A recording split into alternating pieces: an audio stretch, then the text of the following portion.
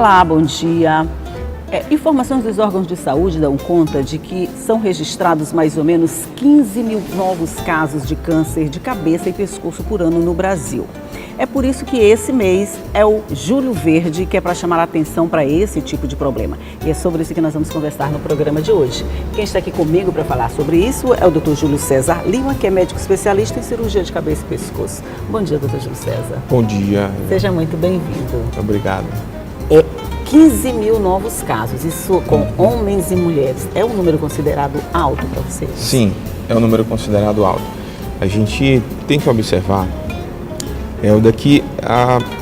isso ainda é um pouco subestimado, porque muitos casos passam desapercebidos ao diagnóstico e o paciente tende a não procurar, as regiões mais distantes tende a não procurar o especialista e aqueles casos acabam sendo não diagnosticados.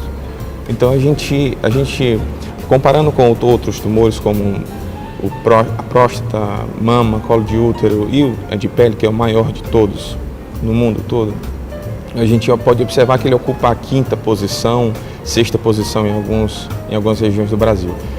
O problema não é a 5ª, 6ª posição. O problema é a grande comorbidade que esses tipos de lesões podem ocasionar, né? Tumores de boca. É maior que os outros? Isso, é. A incidência, como você me perguntar, não é baixa. Eu começo a responder essa pergunta com uma coisa interessante e triste.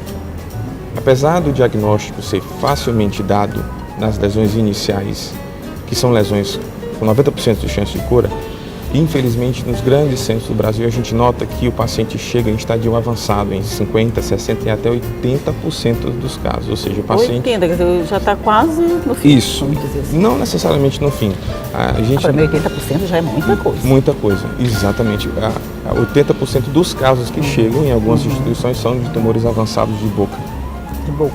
Isso, de boca.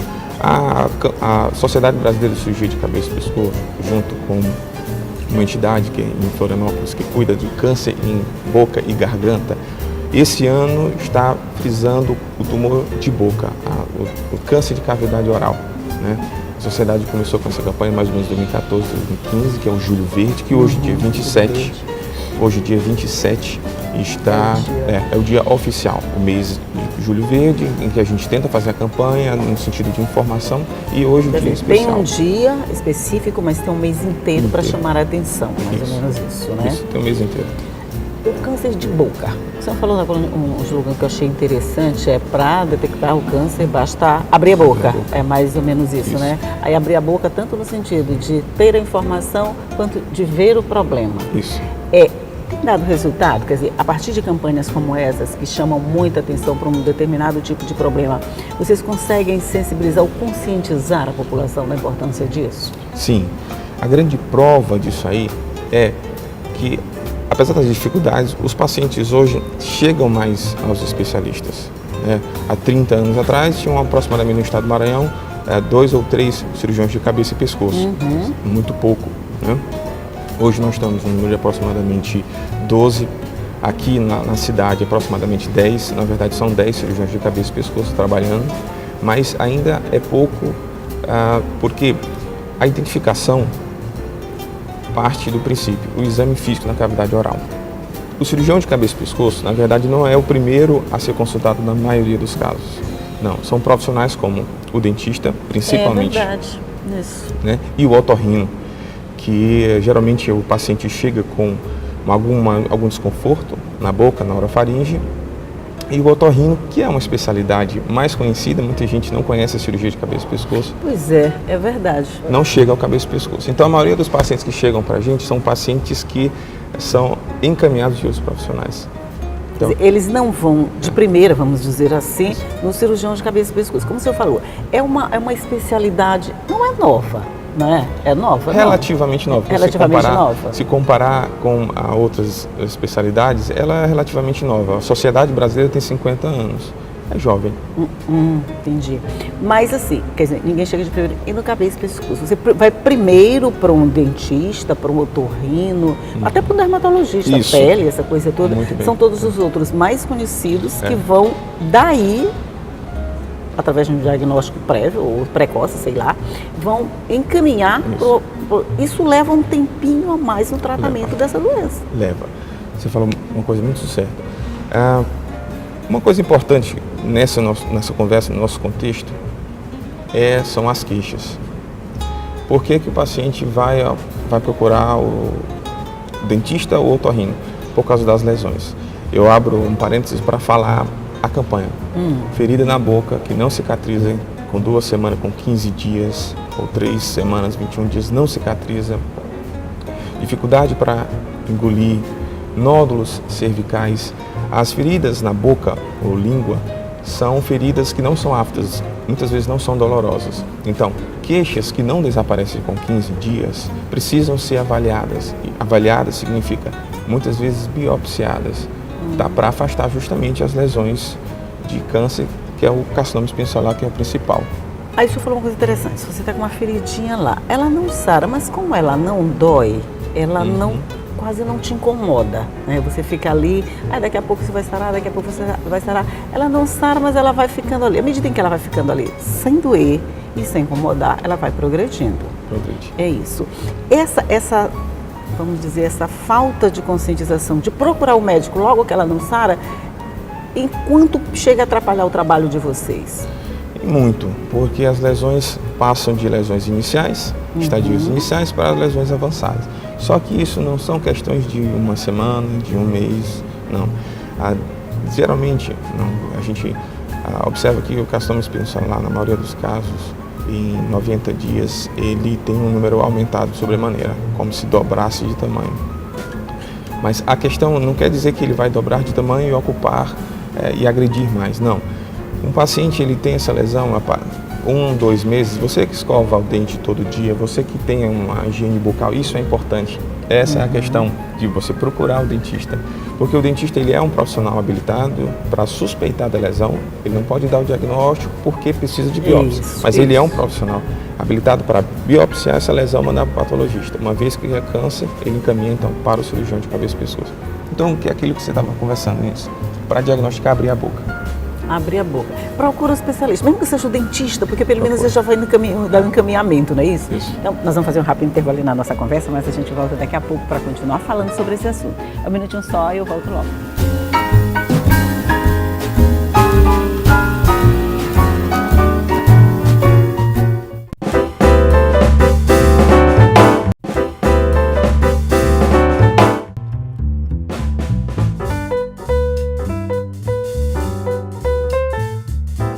Estamos de volta aqui para o nosso segundo bloco de conversa com o Dr. Júlio César sobre problemas na cabeça e pescoço. A gente estava falando basicamente da boca e do encaminhamento que deve ser dado. Além da boca, eu sei que vocês estão tratando mais especificamente da boca nessa campanha, mas o que mais pode chamar a atenção das pessoas para dizer, está na hora de eu procurar o cirurgião de cabeça e pescoço? Muito bem. Nem que seja para o diagnóstico. Muito bem. Queixas como dificuldade para engolir, né? Geralmente, no primeiro mês, a dificuldade existe, parece uma coisa que ficou na garganta, na verdade, na orofaringe. O segundo mês não desaparece, isso está chamando a atenção, porque a dificuldade de engolir ela não melhora, só piora. Isso pode ser um tumor de orofaringe. Muitas vezes de orofaringe, de garganta. De garganta fica mais fácil. Então, a dificuldade para engolir é uma queixa que é importante ser observada. Outra é a rouquidão. Doutor, mas eu amanheço todo dia rouca. Tudo bem. Essa é um problema que muitas vezes está associado a um refluxo esofágico, que o otorrino e o cabeça e pescoço lidam no dia a dia, né? Isso envolve o gastroenterologista e tudo mais. Mas não é dessa rouquidão que eu estou falando. É uma rouquidão que ela é persistente. Você acorda com ela e passa o dia inteiro com ela. Isso, na verdade você não acorda, você já dormiu com ela. Já dormiu então, com ela, dormiu com ela. São semanas de rouquidão, né, que não desaparece e associada a uma história de 2 coisas que são importantíssimas, fatores de risco de câncer em cabeça e pescoço: cigarro e álcool. quem fuma e quem bebe, em 65%, são dados da Sociedade Brasileira de Cirurgia de Cabeça e Pescoço, 65% de chance de desenvolver um tumor. Apesar de todas essas campanhas que a gente faz o tempo todo contra o cigarro, principalmente, contra bebidas alcoólicas já é considerado um pouquinho mais lícito, a gente já tem até dificuldade de fazer, mas contra o cigarro, ainda é muito caso, 65% ainda são causados pelo uso do cigarro? Na verdade, são 65% de chance de De você chance, sim, ter. sim. Mas agora eu vou entrar num fator de risco jovem, novo, mas muito perigoso. O cigarro, o tratamento de tumores de cabeça e pescoço nos últimos 30 anos, infelizmente, avançou pouco com relação a ter de quimioterapia e resultados. Mas a cirurgia para tumores iniciais ainda permite 90% de sobrevida pura, na verdade. Tá? O cigarro ainda é o maior vilão, porque o paciente, perfil do cabeça e pescoço, é aquele tabagista de 50 e 60 anos que chega com uma lesão. Muito bem, mas hoje a gente está entrando no contexto do HPV, o papiloma vírus humano, em que se observa que ele é um fator de risco muito claro para tumores de garganta, de orofaringe. São lesões que hoje o indivíduo tem contato e depois de alguns anos, alguns especialistas falam depois de 10, 20 anos, ele pode desenvolver um tumor. Quando o indivíduo tem contato com HPV, ele consegue suprimir a infecção, as células conseguem combater, mas em alguns casos não. E essa lesão é precursora de tumores. Hoje, principalmente colo de útero, vulva, pênis, mas hoje a gente está entrando no contexto da orofaringe. Pois é, isso que me chamou a atenção. Quando a gente pensa em HPV, a gente pensa sempre nesses outros que o senhor falou, né? De útero, de vulva, de pênis, essa coisa toda. Essa coisa de já atingir, vamos dizer, a parte superior do corpo é bem desconhecida e isso traz um risco maior, não é? Na medida em que você desconhece a coisa, eu não sabia. Na medida em que você desconhece a coisa, ela vai te passar também despercebida, não vai? Os sintomas não podem ser confundidos com outros sintomas? Muito bem. Não existe uma diferenciação tão grande dos sintomas, que observem. Tanto o cigarro como o HPV vão combinar num tipo de tumor, que é o principal, que é o carcinoma espinocelular ou carcinoma epidermoide. Esse nome feio a gente chama de SEC ou CSC. Enfim, é o principal tipo de tumor em cabeça e pescoço. A lesão vai ser a mesma, porque o câncer é o mesmo. A questão outro aspecto é diferente. São lesões que tendem a ser mais agressivas, porém, a gente observa que respondem melhor à radioquimioterapia. Dependendo da rapidez com que a gente procura o médico. Isso aí está diretamente relacionado ao estadio da doença. Né? Na resposta, por exemplo, de um paciente, tanto em lesões iniciais como em lesões avançadas, claro, depende do estadio, mas se você tiver, isso é uma pergunta muito interessante, se você tiver 2 pacientes, os 2 com lesões avançadas, um pelo cigarro, tem um fator HPV, e o outro, que a gente nota que são pacientes mais jovens, adultos jovens, que têm epidemiologicamente um risco grande de estar envolvido com HPV. Aqueles 2 pacientes com tumor no mesmo local avançado, o jovem vai responder melhor à rádio. A gente tem observado isso. Claro. E a gente vai observar isso. Então, o HPV está relacionado também com o comportamento humano. Hoje tem uma maior promiscuidade sexual e sexo oral. Isso são 2 fatores importantes que deve se deixar claro, não só no Brasil. Os Estados Unidos têm pesquisas que mostram quase que uma endemia em HPV. Absurdo, né? A adoção da vacina aqui já em meninas e meninos também agora, né? De alguma forma para vocês pode servir como uma freada nesse tipo de incidência? Muito bem. Essa é uma pergunta. Órgãos americanos que lançam estudos sobre vacina, prevenção de HPV em termos de câncer de orofaringe mostram que alguns estudos ainda precisam ser realizados para dizer tão firmemente como colo de útero e vulva e pênis. Hoje a vacina é quadrivalente, são 4 tipos, o 6, o 11, o 16, que é o principal em cabeça e pescoço, e o 18. Tá? É quadrivalente em meninas e meninos. Hoje, meninas e meninos vacinam. Estão na mesma situação. Estão na mesma situação, exatamente. Não só pelo tumor de cabeça e pescoço. A vacina deve ser encorajada porque ela protege de outros tumores que são muito mais incidentes. Muito mais incidentes, né? E comorbidades também, pelos locais que eu falei, colo de útero, vulva e pênis, comorbidades a gente já consegue imaginar. Então, estudos são necessários para que seja realmente corroborado, mas existem outros que sim, encorajam a vacina com relação à prevenção de tumores. Pelo menos é uma prevenção a mais, né? Com certeza. Mal não vai fazer, com toda certeza, né? Você sabe que muitos pacientes chegam a perguntar, inclusive em outras oportunidades de entrevista, que pais reclamam que não querem vacinar seus filhos. Sim, isso é uma coisa muito interessante. Isso logo no começo teve essa rejeição toda, né? Podia ser um incentivo a um início precoce da sexualidade, essa coisa toda, né? Mas é bom prevenir. Prevenir sempre vale a pena. E sobre isso nós vamos continuar falando no próximo bloco. Eu vou fazer de novo um rápido intervalinho e a gente vai voltar logo. É só um minuto.